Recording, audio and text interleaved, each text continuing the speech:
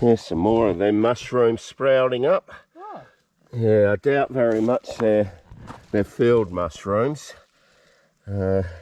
Something's been nibbling on them. Yeah. You can see the tops have been eaten out a bit. Anyway, as you can see, there's no white beach sand along this track.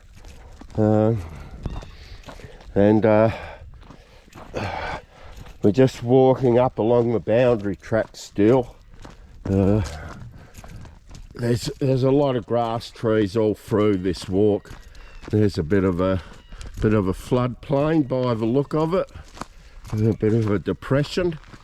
Like I said, there is a couple spots in winter that you normally can't get through, but we can always work around it because there are a number of little side tracks through here that you can work and get around them.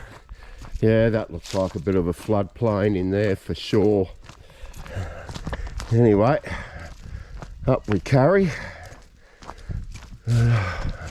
We can't be too far from where them potato orchards are, love.